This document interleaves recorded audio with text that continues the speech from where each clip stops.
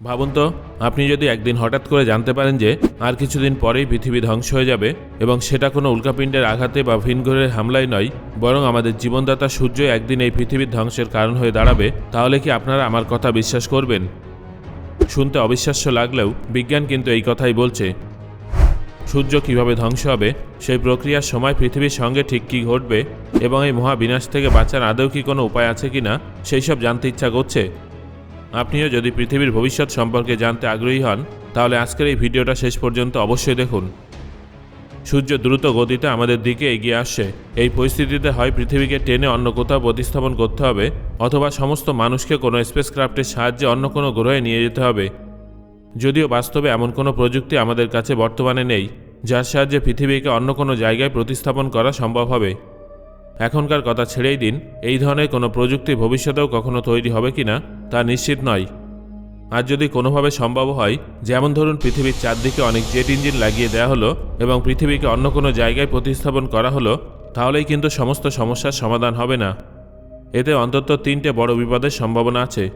প্রথমত, যদি জেট ইঞ্জিনের মাধ্যমে পৃথিবীকে অন্য কোনো জায়গায় প্রতিস্থাপন করা হয়, তাহলে সূর্যকে ছাড়া মানুষসহ গোটা পৃথিবী বরফের গোলার মতো জমে যাবে।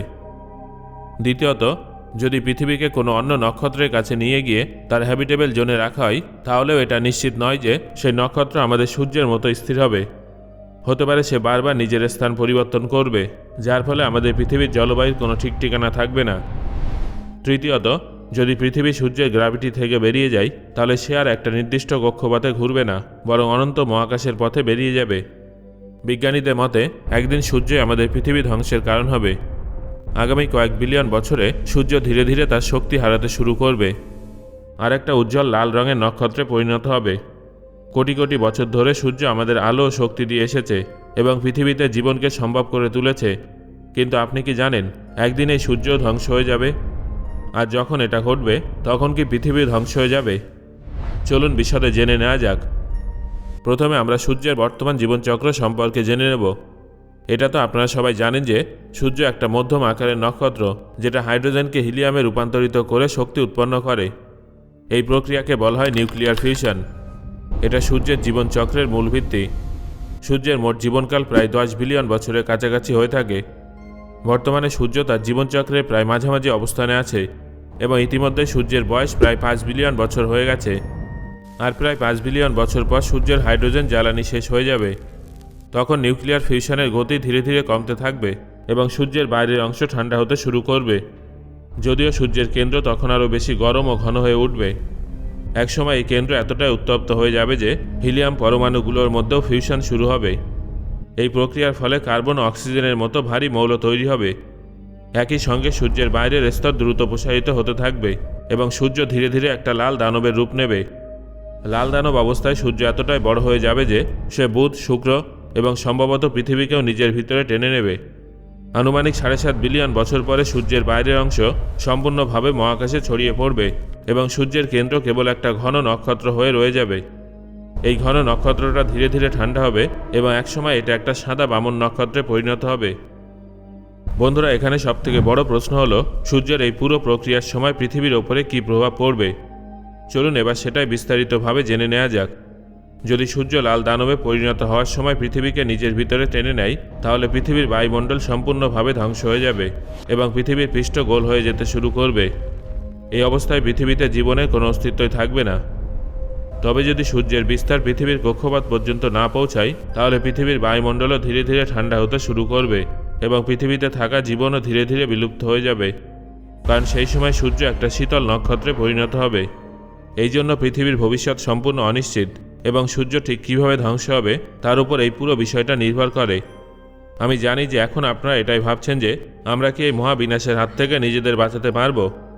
বর্তমান সময় এমন কোনো প্রযুক্তি আমাদের হাতে নেই যার সাহায্যে আমরা সূর্যের এই ধ্বংস প্রক্রিয়াকে থামাতে পারি। তবে কিছু বিজ্ঞানী ভবিষ্যতে এমন প্রযুক্তি তৈরি হওয়ার সম্ভাবনা নিয়ে চিন্তাভাবনা করছেন, যার সাহায্যে সূর্যের জীবনকাল বাড়ানো বা তার ধ্বংস প্রক্রিয়াকে নিয়ন্ত্রণ করা যেতে পারে। বেশ কিছু বিজ্ঞানীর ধারণা অনুযায়ী সূর্যকে কৃত্রিমভাবে ঠান্ডা করার জন্য একটা বিশাল আকারের ছাতা বা ঢালের ব্যবহার করা যেতে পারে। আবার কেউ কেউ মনে করেন সূর্য থেকে নির্গত কণাগুলোকে বাঁকিয়ে দেওয়ার জন্য একটা শক্তিশালী চৌম্বক ক্ষেত্র ব্যবহার করা সম্ভব হতে পারে। তবে এই সমস্ত প্রযুক্তি এখনও সম্পূর্ণভাবে তাত্ত্বিক পর্যায়ে আছে। বাস্তবে এগুলো আদৌ কাজ করবে কিনা সে বিষয়ে বিজ্ঞানীরা নিশ্চিত নন। তাছাড়া এই প্রযুক্তিগুলোকে উন্নত করা এবং কার্যকরভাবে পরিচালনা করতে বিপুল সময় এবং অর্থের প্রয়োজন হবে। তাই অন্তত এই মুহূর্তে আমাদের এইসব বিষয়ে কেবল সম্ভাবনার কথাই ভাবতে হবে। এটা আমাদের মাথায় রাখতে হবে যে সূর্যের ধ্বংস একসময় ঘটতেই পারে এবং তার ফলস্বরূপ পৃথিবীতে জীবনও বিলুপ্ত হতে পারে। এটা শোনার পর আপনাদের মনে প্রশ্ন আসতেই পারে যে তাহলে এই পরিস্থিতিতে আমাদের করণীয় কী? এর একটা বাস্তবসম্মত উত্তর হলো পৃথিবীতে জীবনকে যতটা সম্ভব দীর্ঘ সময় ধরে টিকিয়ে রাখার জন্য কাজ করা। এর মানে হলো আমাদের জলবায়ু পরিবর্তনের সঙ্গে মোকাবেলা করা এবং পরিবেশ রক্ষা করার জন্য কাজ করতে হবে। একই সঙ্গে আমাদের এটাও নিশ্চিত করতে হবে যে ভবিষ্যতে যেন আমাদের পক্ষে মহাকাশে বসবাস করার ক্ষমতা থাকে। এর মানে হলো আমাদের নতুন গ্রহ এবং উপগ্রহ খোঁজার জন্য এবং সেখানে উপনিবেশ স্থাপনের জন্য কাজ করতে হবে। তবে আমাদের এটাও মনে রাখতে হবে যে সূর্যের ধ্বংসের মুখোমুখি হওয়া শুধুমাত্র আমাদের প্রজন্মের সমস্যা নয়, যার সম্মুখীন হতে হবে বহু ভবিষ্যৎ প্রজন্মকে। তা আমাদের এটা নিশ্চিত করতে হবে যে আমরা আমাদের জ্ঞান ও অভিজ্ঞতা যেন সঠিকভাবে ভবিষ্যৎ প্রজন্মের কাছে পৌঁছে দিই, যাতে তাদের কাছে এই চ্যালেঞ্জ মোকাবেলা করার জন্য প্রয়োজনীয় উপকরণ থাকে। সূর্য আমাদের জন্য এক অমূল্য সম্পদ এবং আমাদের তার প্রতি সম্মান দেখানো উচিত। একই সঙ্গে এটাও মনে রাখতে হবে যে আমরা এই বিশাল ব্রহ্মাণ্ডে একা নই, তাই আমাদের জ্ঞান অভিজ্ঞতা এই সব কিছু আমাদের অন্যান্য সভ্যতার সঙ্গে ভাগ করে নেওয়া উচিত। বন্ধুরা, এবার আপনাদের পৃথিবী সম্পর্কে কিছু ইন্টারেস্টিং ফ্যাক্ট জানাবো।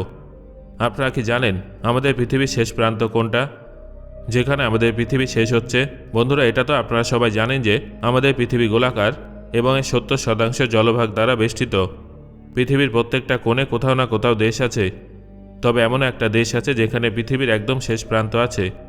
এই দেশটার নাম হলো নরওয়ে, যেটা পৃথিবীর উত্তর মেরুতে অবস্থিত। আর এখানেই সেই শেষ সড়কটা রয়েছে যেখানে পৃথিবী শেষ হয়ে যায়। এই দেশটায় রাত কিন্তু ভীষণ ছোট হয়ে থাকে। সেখানকার বেশ কিছু রাজ্যে মাত্র 40 মিনিটে রাত হয়ে থাকে। 2100 সালের মধ্যে পৃথিবীতে কি হবে জানেন? 2029 সালে অ্যাপোফিস নামের একটা গ্রহাণু পৃথিবীর অনেক সামনে থেকে এগিয়ে যাবে। প্রায় 31,600 কিলোমিটার দূরত্বে থাকবে। এই দূরত্বটা এতটাই কম যে আমাদের স্যাটেলাইটের দূরত্ব এর থেকে অনেক বেশি, যদিও এটা কিন্তু পৃথিবীর সঙ্গে ধাক্কা খাবে না। তারপর 2030 সালে স্পেসএক্স মানুষকে মঙ্গল গ্রহে পাঠানোর কথা ভাবছে। 2050 সাল নাগাদ মানুষ মঙ্গল গ্রহে বসতি স্থাপনের চেষ্টা শুরু করবে।